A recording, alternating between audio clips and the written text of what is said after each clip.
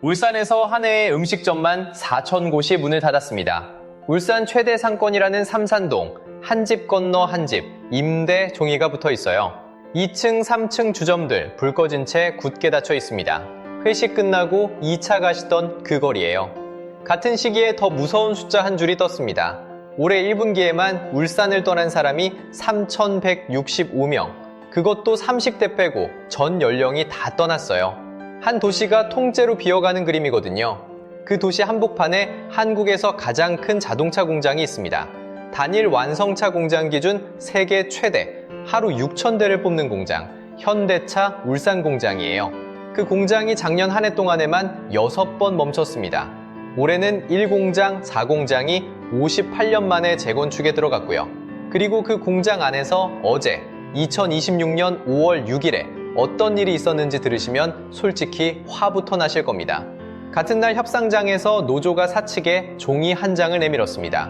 작년 회사가 번 돈이 10조 3,648억 원이거든요. 노조는 그중 30%, 약 3조 1천억 원을 성과급으로 달라고 했습니다. 직원 1인당 6천만 원이 넘습니다. 평균 연봉은 이미 1억 3천만 원이에요. 거기에 주 35시간만 일하겠다. 정년은 65세까지. 기본급도 올려달라. 셋이 한꺼번에 적혀 있었어요. 일은 5시간 덜, 정년은 5년 더, 월급은 더, 성과급은 30%. 그리고 회사가 그 자리에서 24시간 사람 없는 공장을 짓겠다고 답하자 노조는 한 줄로 끊었습니다. 단 한 대도 못 들여보낸다. 지금 머릿속에 같은 한 줄 떠오르실 거예요. 미친놈들이 욕심이 진짜 끝이 없네. 저도 같은 생각이었습니다. 근데 잠깐만, 저랑 같이 한 가지만 짚고 가시죠. 회사도 가만히 있지 않았거든요. 사측은 DF247이라는 24시간 무인 공장 계획으로 7만 명 고용 창출을 약속하고 단협상 의무대로 노조에 협의를 걸었습니다. 그런데 노조가 그 약속을 받지 않았어요. 7만 고용, 받아야지. 왜 거부했을까요? 그 거부 결정이 나오던 그 시간, 한국 바깥은 이미 다른 그림으로 움직이고 있었습니다. 중국 샤오미 공장에서는 사람 없이 76초마다 차 한 대가 뽑히고 있었고, 정의선 회장은 미국 메타 플랜트에 38조를 박았어요. 한국 신공장에는 그 17분의 1, 2조만 투자했습니다. 오늘은 그 안쪽 풍경을 5각도로 끝까지 풀어드립니다.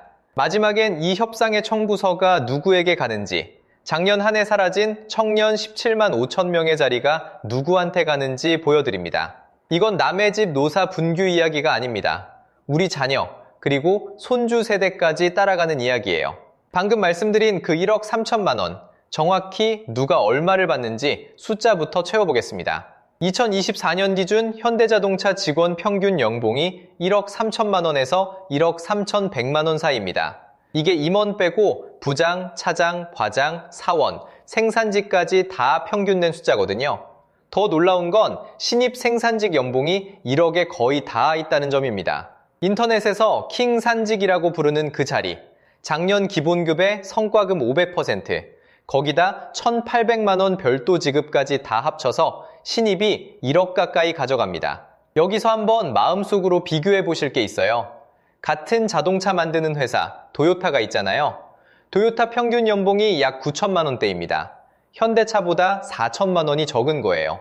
그런데 도요타 노조는 64년째 파업 한 번 안 했습니다. 64년이라는 게 어떤 시간이냐면 우리 할아버지 세대가 청년이던 시절부터 지금 우리 자녀들 시대까지 한 번도 멈춘 적이 없는 공장 라인이라는 뜻인 겁니다. 연봉 4천만 원 차이, 64년 무파업 차이. 이게 뭘 의미하는지는 영상 끝까지 보시면 자연스럽게 그림이 그려지실 거예요.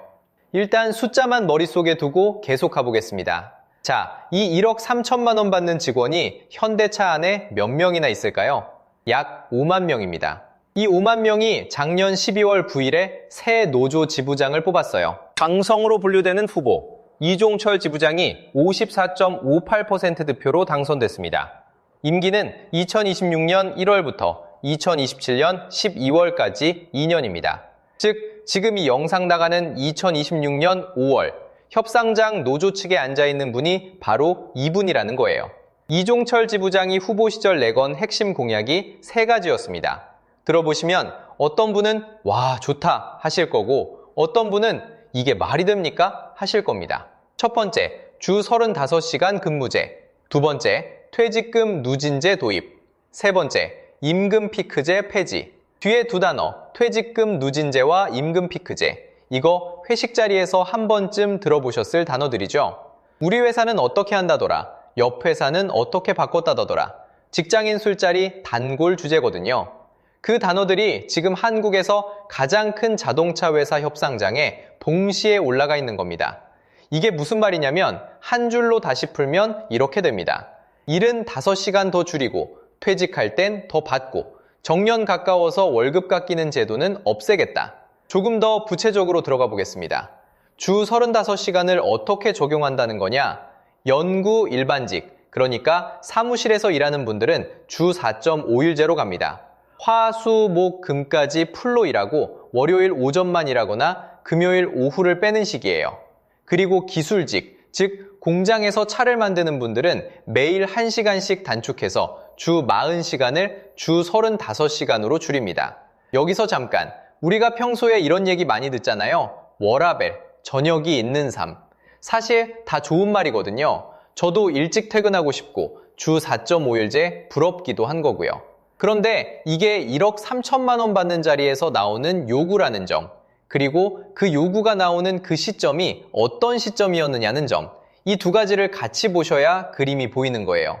그 시점 얘기를 잠깐만 해드리면 같은 시기에 회사는 24시간 사람 없이 돌아가는 무인 공장 계획을 발표합니다. 이 부분은 잠시 뒤에 자세히 펼쳐드리겠고요. 지금은 한 가지만 기억하시면 돼요. 노조의 35시간 요구는 그 무인 공장 발표에 대한 답이었다는 사실. 그러니까 회사 입장에선 사람이 일을 못 따라잡으니 기계를 돌리겠다고 말하는 그 자리에서 노조는 그러면 우린 더 적게 일하겠다 라고 받은 겁니다. 이걸 듣고 나면 머릿속에 한 줄이 자동으로 떠오르실 거예요. 이게 말이 됩니까? 그 질문은 잠깐만 마음속에 담아두시고요. 노조 입장에서 왜 이 카드를 꺼냈는지는 영상 뒷부분에서 자세히 보여드릴 거니까요. 공약 다음, 실제 협상장에 들어간 카드를 한번 보겠습니다. 2026년 임금단체 협상, 줄여서 임협이라고 하는데요. 이 영상 나가는 시점에 진행되고 있는 그 협상이에요. 노조가 제출한 요구안, 이렇게 됩니다. 첫째, 기본급 14만 9,600원 인상. 둘째, 작년 회사 순이익의 30%를 성과급으로 배분. 셋째, AI 관련 고용 노동 조건 보장. 기본급 14만 9,600원 인상. 사실 이거 단순한 숫자예요. 그런데 작년 순이익의 30% 성과급이라는 부분, 이건 무게가 다릅니다. 현대차 작년 순이익을 단순히 절반의 절반으로 잡아도 어마어마한 액수거든요. 거기서 30%를 직원들에게 나눠달라는 요구입니다. 이게 5만 명에게 나눠준다고 생각해 보시면 한 사람당 떨어지는 숫자가 또 어떤 그림을 만드는지 짐작이 가실 거예요. 여기까지 들으면 마트에서 장 보시면서 한숨 쉬시는 분들 마음이 조금 이상해질 수 있어요. 그 마음이 바로 노조가 카드를 꺼낸 그 자리에서 카드를 못 든 사람들이 느끼는 닥탈감입니다. 1억 3천만 원도 모자라서 5시간 덜 일하면서 작년 순이익 30%까지 가져가겠다. 이 문장이 통과되는 동안 우리 동네 자영업 사장님은 12시까지 가게 켜놓고 손님 한 명 더 오시길 기다리고 있는 거고요. 같은 시간에 회사 밖 청년 한 명은 면접 30곳을 돌고도 아직 자리 못 구한 거고요. 그러니까 뉴스에서 황제노조라고 부른다는 그분들 얘기, 인터넷 댓글창에서 한 번씩 보이는 그 한 줄, 이런 게 어디서 나오는 감정인지 이해는 가는 겁니다. 1억 3천만 원에 35시간만 일하겠다는 그 카드 자체만 떼어놓고 보면 시청자분들 머릿속에 박힐 수밖에 없는 숫자예요. 그런데 여기서 짚고 넘어가야 할 게 있습니다. 이걸 단순히 욕심 부린다로 끝내고 채널을 돌리시면 영상 뒷부분에서 보여드릴 진짜 그림 절반을 놓치시게 됩니다. 왜냐하면 이 1억 3천만 원, 35시간 14만 9,600원, 순이익 30%라는 숫자들 뒤에는 노조가 왜 지금 이 타이밍에 이 카드를 꺼냈는지, 회사가 왜 같은 시점에 정반대 카드로 받아쳤는지, 그리고 그 사이에 한국 바깥에서 무엇이 움직이고 있었는지 이 세 개의 그림이 동시에 깔려 있거든요. 자, 정리해 보겠습니다. 1억 3천만 원 받는 5만 명, 토요타보다 4천만 원 더, 64년 무파업 회사 옆에서 35시간만 일하겠다는 카드, 작년 순이익 30%를 성과급으로 가져가겠다는 임협 요구안. 이게 영상 앞부분에서 시청자분들이 반드시 머릿속에 담아두셔야 하는 노조 측 그림입니다. 그런데 사측도 가만히 있지 않았습니다. 같은 날 노조가 35시간을 외치는 그 자리에서 회사는 정반대 카드를 한 장 꺼냈습니다. 그 카드가 바로 같은 날 사측이 노조에 보낸 통보 한 장이었습니다. 남양연구소 본사 ICT R&D 본부 연구원들에게 가던 통지였는데요. 지금까지 주 2번 가능했던 재택근무를 내년 1월 1일부터는 주 1번으로 줄이겠다는 내용이었습니다. 언뜻 보면 별일 아닌 것 같습니다. 재택을 한번 빼겠다. 회사가 그럴 수도 있지 않나 싶잖아요. 그런데 노조 입장에서는 절대 그냥 넘길 문제가 아니었습니다. 왜냐하면 이 재택근무는 2022년에 노사가 코로나 시기에 합의해서 도입한 제도거든요. 노사 합의는 단체 협약, 그러니까 회사와 노조가 합의한 직장 룰북 안에 들어있는 효력입니다. 그 룰북을 회사가 일방적으로 고쳐서 통고한 거예요. 노조 입장에서는 단협 종이 한 장이 휴지가 됐다는 신호로 읽힌 겁니다. 쉽게 말씀드리면 이런 거예요. 부부가 같이 집안 규칙을 정해놨는데 한쪽이 어느 날 갑자기 종이를 내밀면서 다음 달부터 이 조항 바꿉니다 라고 통보한 겁니다. 상대방이 받아들이고 말고는 안 묻고요. 그러면 그 다음에 어떤 합의가 있어도 신뢰가 안 가잖아요. 노조가 받아들인 신호가 정확히 그거였습니다. 여기서 끝이 아닙니다. 같은 시기에 회사 쪽에서는 또 한 가지 카드를 따로 꺼내고 있었어요. 1월 7일 미국 라스베이거스 콜레드 호텔에서 글로벌 리더스 포럼이라는 행사가 열렸습니다. 정의선 의장이 직접 주재했고요. 현대차그룹 임원 130여 명이 한자리에 모였습니다. 이 자리에서 발표된 핵심 주제 제목이 이거였어요. 미래 제조와 노동의 혁신, DF247. DF247, 이게 뭘까요? 처음 들으시는 분들이 대부분이실 겁니다. 풀어보면 이렇습니다. 닥 팩토리 24/7. 24시간, 7일 내내 가동되는 사람 없는 자율공장이라는 뜻입니다. 다크라는 이름이 붙는 이유는 사람이 없으니까 조명을 켤 필요가 없거든요. 불 꺼진 채로 24시간 자기끼리 돌아가는 공장입니다. 동네에 24시간 무인 빨래방 한 번씩 보셨을 거예요. 동전 넣고 옷 넣어두면 사람 없이 알아서 돌아가잖아요. DF247은 그 무인 빨래방의 자동차 공장 버전입니다. 다만 규모가 자동차 한 대를 통째로 뽑는 공장인 거죠. 그리고 회사 쪽에서는 이 DF247 프로젝트가 일자리를 빼앗는 게 아니라고 강조했습니다. 헤럴드 경제 보도에 따르면 사측은 이 프로젝트로 약 7만 명의 고용 창출 효과를 기대한다는 입장을 냈습니다. 신공장과 새만금 투자해서 신규 일자리가 나온다는 논리였어요. 자, 정리해 보겠습니다. 같은 시기에 사측이 노조에게 보낸 메시지는 두 장입니다. 첫 번째, 단협안에 들어있던 재택근무 합의를 일방적으로 줄이겠다. 두 번째, 24시간 사람 없는 공장을 글로벌 전략으로 가겠다. 대신 7만 고용 창출은 약속한다. 이 두 장의 카드가 한 묶음으로 노조 책상에 올라온 겁니다. 그러면 노조는 어떻게 받아쳤을까요? 회사가 카드 두 장을 책상에 올린 그 다음 노조의 응답이 며칠 안에 소식지로 나왔습니다. 1월 22일 노조 소식지. 거기에 그 유명한 한 줄이 박혀 있었어요. 노사 합의 없이는 단 한 대 로봇도 들어올 수 없다.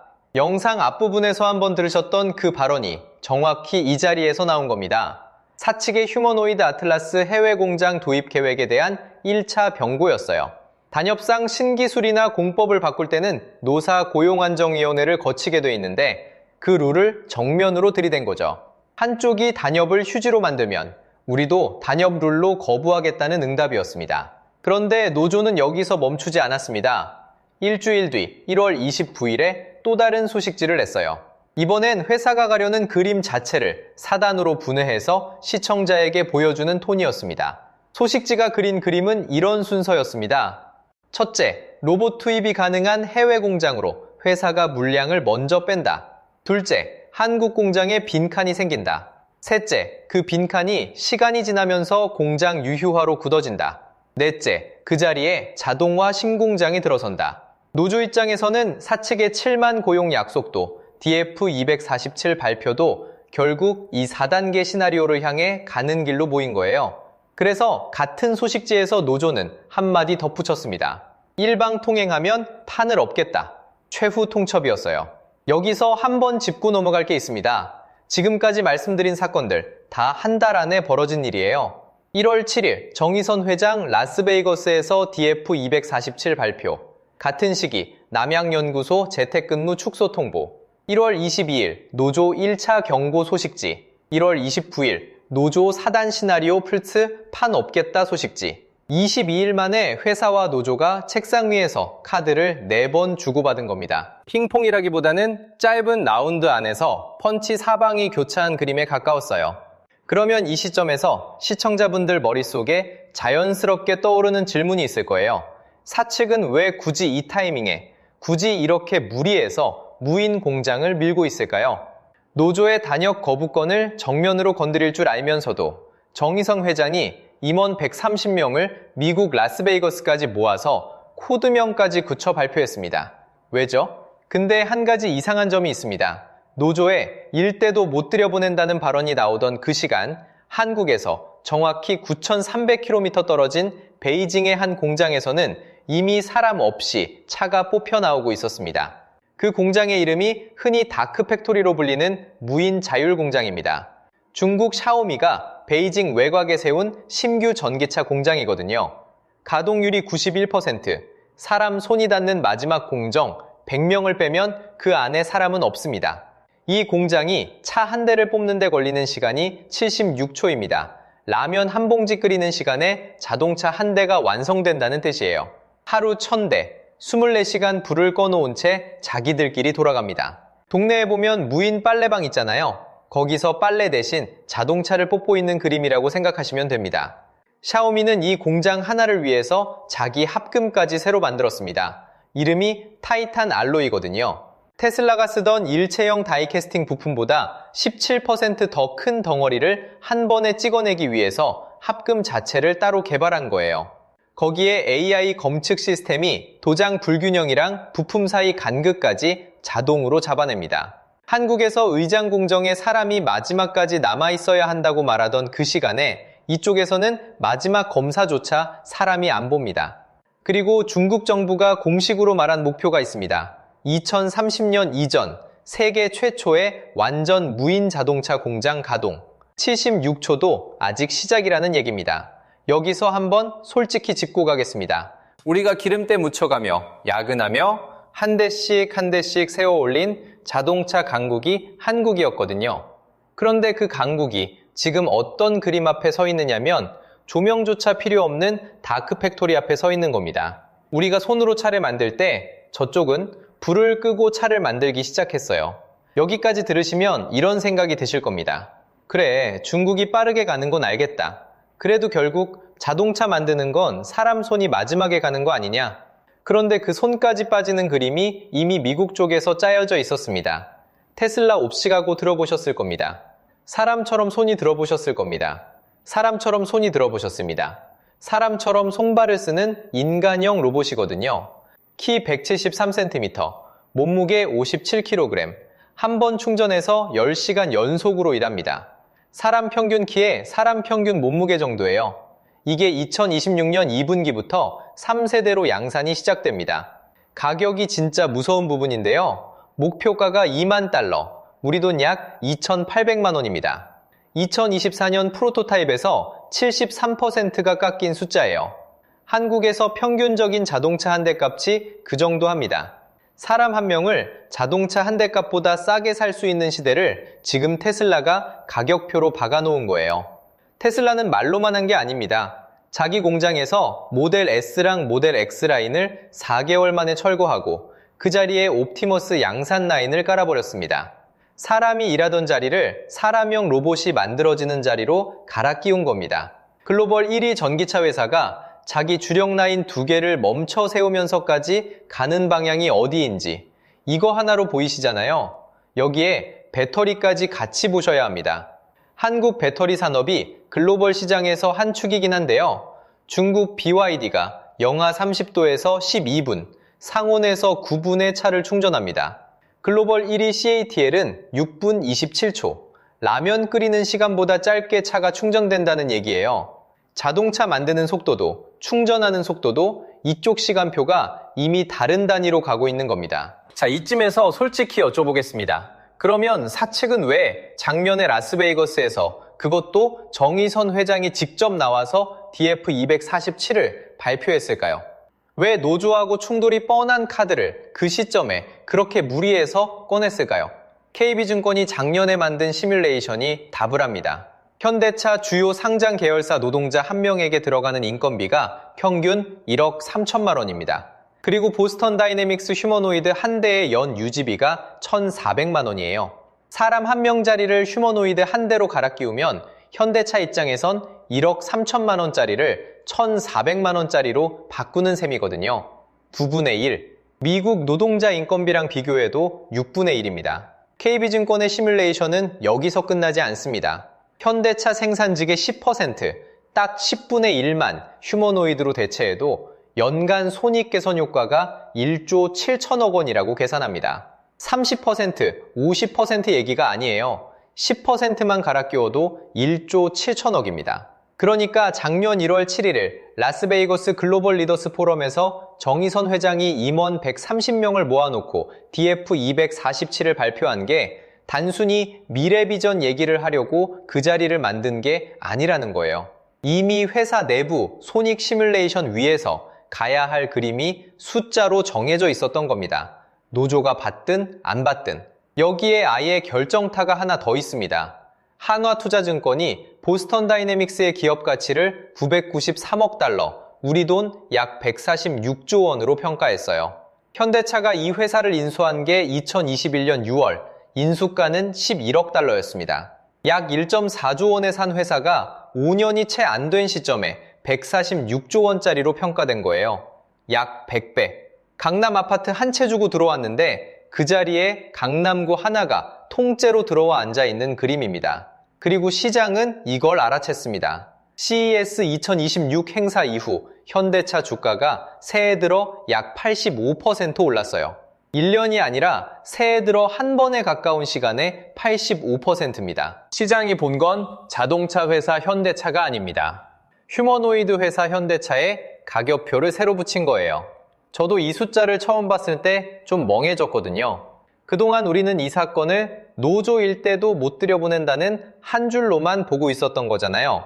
그런데 같은 시간에 회사 안에서는 1조 7천억짜리 시뮬레이션이 돌고 있었고 시장에서는 146조짜리 가격표가 붙고 있었고 베이징에서는 76초마다 차 한 대가 사람 없이 뽑히고 있었습니다. 마차에서 기차로 넘어갈 때 그 기차는 사람이 다 만들었습니다.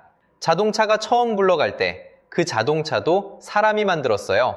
그런데 이번에는 다릅니다. 인간이 로봇을 만들고 그 로봇이 또 다른 로봇을 만들고 그 로봇이 자동차를 만듭니다. 그 어디에도 사람은 없어요. 그러니까 사측이 무인 공장을 미는 진짜 이유가 이제 보이기 시작합니다. 환경이 그렇게 굴러가고 있고 회사 내부 숫자는 가야 한다고 말하고 있고 시장은 이미 그쪽에 가격표를 붙여놨습니다. 그런데 여기서 한 가지 이상한 점이 또 남습니다. 사측은 단협 의무대로 노조에게 7만 명 고용 창출 효과를 약속했다고 했습니다. 종이 한 장이긴 해도 7만이라는 숫자를 들고 협상장에 들어간 거예요. 그런데 노조는 그 7만이라는 약속을 받지 않았습니다. 왜일까요? 종이 한 장에 7만이 적혀있던 그 시간, 그 종이를 들고 있던 사람은 한국에 없었거든요. 답을 알려면 그 7만 고용 약속이 어떤 종이에 적혀 있었는지부터 봐야 합니다. 약속이 나온 자리는 1월 7일 라스베이거스 글로벌 리더스 포럼이라는 이름으로 정의선 회장이 임원 130여 명을 모아놓고 직접 발표한 그 자리였어요. DF247이라는 코드명으로 무인 공장 청사진을 펼치면서 사측은 이렇게 말했습니다. 이 프로젝트로 약 7만 명 규모의 고용 창출 효과가 따라온다. 새만금 신규 투자가 일자리를 새로 만들 거다. 숫자만 보면 큰 약속입니다. 7만 명이면 도시 한 동네의 일자리가 통째로 새로 생긴다는 얘기거든요. 그런데 노조는 이 종이를 받지 않았습니다. 왜 그랬는지 추적하기 전에 먼저 짚어야 할 룰이 하나 있어요. 현대차 단체협약에는 이런 조항이 있습니다. 신기술을 도입하거나 공법을 바꿀 때는 노사가 함께 모인 고용안정위원회에서 심의하고 의결을 해야 한다. 의무사항이에요. 회사가 일방적으로 우리 이거 합니다. 통보하고 끝낼 수 없습니다. 쉽게 말하면 결혼 전에 양가가 모여서 상견례를 하는 절차 같은 거예요. 그게 깨지면 결혼 자체가 깨지는 거잖아요. 그 상견례 자리가 바로 고용안정위원회입니다. 노조는 이 거부권을 들었습니다. 그러면서 4월 16일 협상장에 카드를 한 장 더 꺼내요. 완전 월급제, 그리고 보스턴 다이내믹스의 휴머노이드 아틀라스를 정확히 정조준한 요구를 박았습니다. 2026년 임협 요구안에는 이렇게 적혀 있어요. AI 관련 고용과 노동 조건을 보장해달라. 노동 강도를 더 강하게 하지 않으면서 노동 시간은 줄여달라. 거기에 신규 인원도 충원해달라. 한 줄로 요약하면 이렇습니다. AI 들여올 거면 사람도 같이 더 뽑아라.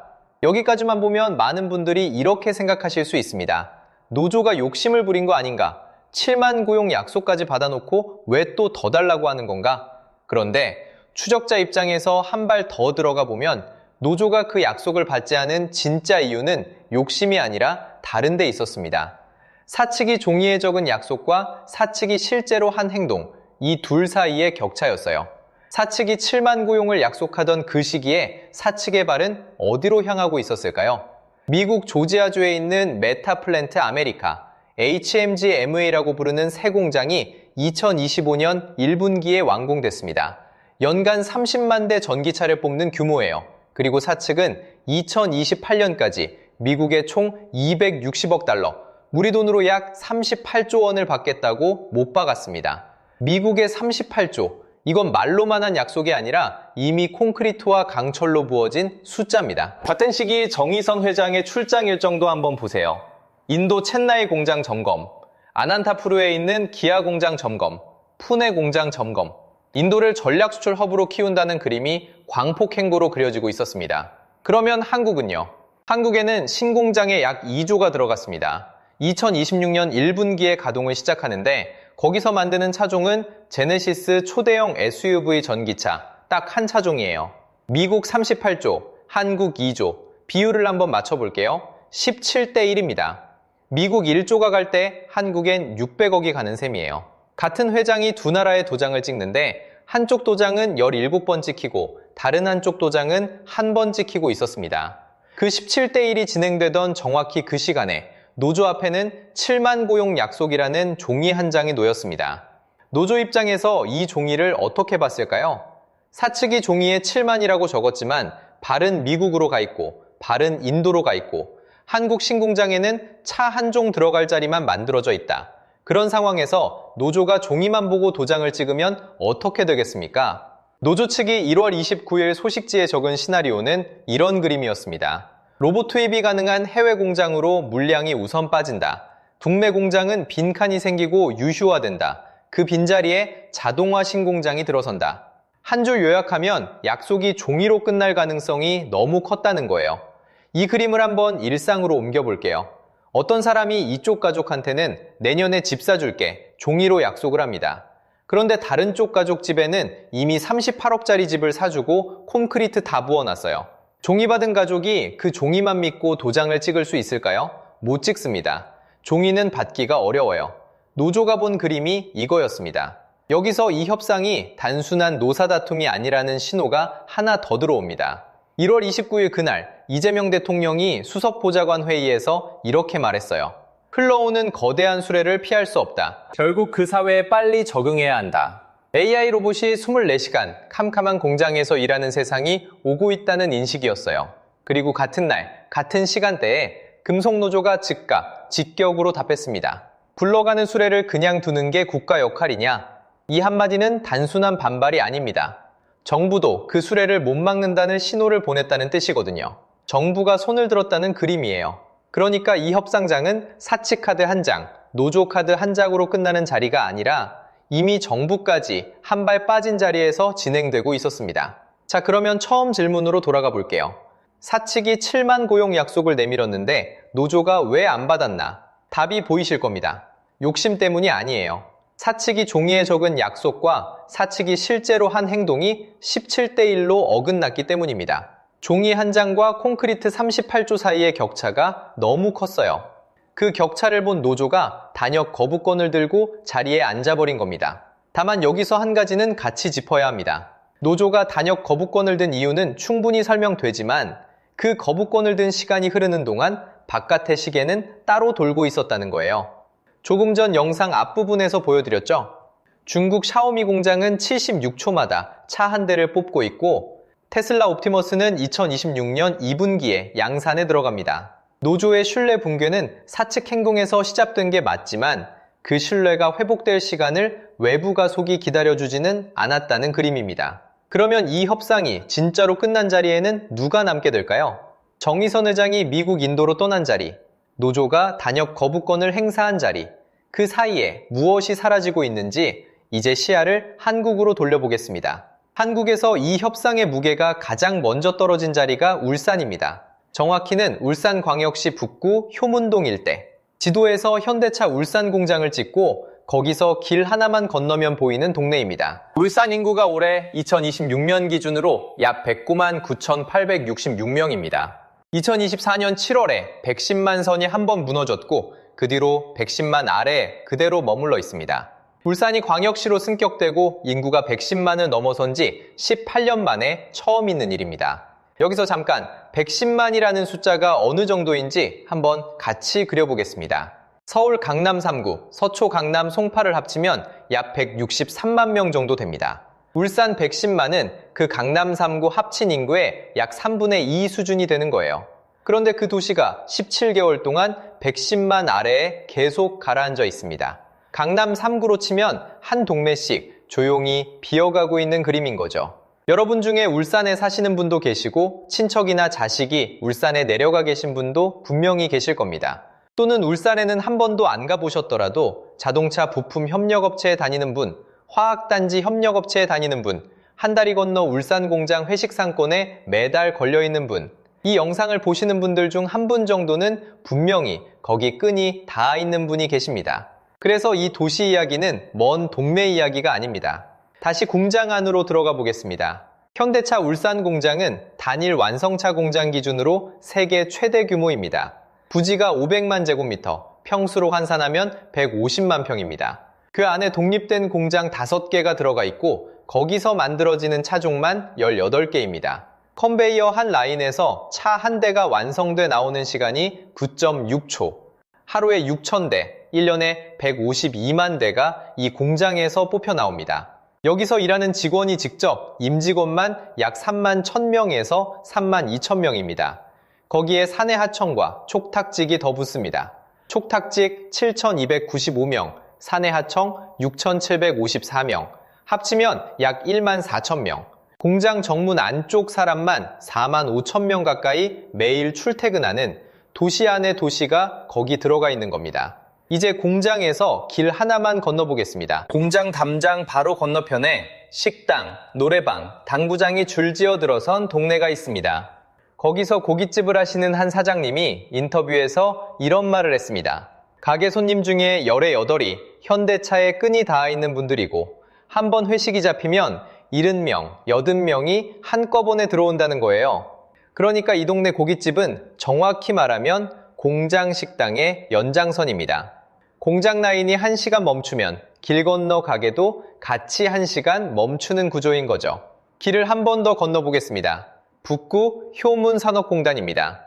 거기엔 현대차와 현대모비스가 있고 그 옆으로 자동차 부품을 깎는 하청, 기계를 만드는 하청, 그 하청에서 다시 갈라진 3차 하청, 4차 하청, 5차 하청이 줄지어 박혀 있습니다. 하청에서 일하시는 분들 입장에서는 1차 하청이 흔들리면 2차가 휘청이고 2차가 휘청이면 3차는 사실상 셔터를 내려야 하는 구조입니다. 이 모든 게 울산 한 도시 안에 압축돼 들어가 있다는 게 핵심입니다. 자, 그러면 여기서 시야를 한 번 더 넓혀보겠습니다. 한국에서 자동차에 직접 일자리가 걸려있는 사람이 약 40만 명입니다. 완성차 회사에 13만, 1차 협력사 800여 곳에 18만, 2차 부품업체 5천여 곳에 9만, 거기에 판매, 정비, 보험, 주유소, 운송, 생산 자재까지 다 끌어와 보면 일자리 177만 개가 자동차 한 산업에 묶여 있습니다. 한국 제조업 전체에서 자동차가 차지하는 비중이 생산의 13.6%, 고용의 11.8%, 부가가치의 12.%. 그러니까 한국 제조업 10명 중 1명 이상이 자동차에 발을 걸치고 살고 있는 거예요. 울산은 그 산업이 가장 두껍게 쌓여 있는 도시고요. 그런데 여기서 한 가지 짚고 넘어가야 합니다. 울산 공장에서 차 한 대가 9.6초에 한 대씩 나온다고 말씀드렸습니다. 이게 사람이 일하는 정상 속도가 아닙니다. 프레스, 차체, 도장 같은 앞 공정은 이미 로봇 차지가 된 지 오래입니다. 사람 손이 마지막까지 남아있는 자리가 의장 공정, 그러니까 마지막 조립 단계입니다. 부품을 끼우고 배선을 정리하고 마무리하는 그 자리가 사람 손이 가장 많이 가는 곳이에요. 그런데 영상 앞부분에서 보여드린 휴머노이드 손이 정확히 그 의장 공정으로 들어오겠다고 예고하고 있는 겁니다. 프레스, 차체, 도장에 이어 의장까지 사람 손이 빠지면 어떻게 되느냐? 공정 전체가 사람이 없는 곳이 됩니다. 그리고 그 순간 차 한 대가 나오는 속도는 9.6초보다 더 빨라집니다. 사람이 빠지면 라인은 더 빨라지지 절대 느려지지 않거든요. 울산 공장 45,000명, 그 정문 밖 회식상권 사장님과 종업원, 효문공단 3, 4, 5차 하청에서 깎고 있던 분들, 이 사람 줄이 한 칸씩 비기 시작합니다. 회식이 70명에서 50명이 되고 50명이 30명이 되고 어느 날 예약 자체가 끊깁니다. 하청 1차에 일이 줄면 3차, 4차는 그달부터 월급이 밀리는 거예요. 울산 110만이라는 숫자가 110만 아래로 떨어진 게 단순히 청년이 서울로 빠져서가 아닙니다. 이미 도시 안쪽 어딘가에서 라인 한 칸이 비기 시작했기 때문에 떨어진 숫자인 거죠. 그리고 이건 여러분이 사는 도시에서도 똑같이 일어날 수 있는 일입니다. 울산만 자동차 도시인 게 아닙니다. 거제 통영의 조선소, 광양 당진의 제철소, 구미의 전자단지, 한국 산업도시들은 다 비슷한 구조로 짜여 있습니다. 한 공장 안에 라인 한 칸이 비기 시작하면 그 길 건너 가게가 흔들리고 그 동네 학교 학생 수가 줄고 도시 인구가 한 동네씩 빠집니다. 울산은 그 도미노가 가장 먼저 보이는 자리일 뿐인 겁니다. 그런데 그 빈자리, 도시가 비어가는 그 자리에 다음으로 누가 들어가게 될까요? 사실 답은 이미 작년 통계에 나와 있습니다. 그리고 그 숫자를 보고 나면 황제 노조에 단 한 대도 못 들여보낸다가 누구의 자리를 지키려고 한 발언이었는지 보이실 겁니다. 그 답은 작년 1월 통계청 고용동향 한 줄에 다 들어 있습니다. 정확한 숫자는 17만 5천 명입니다.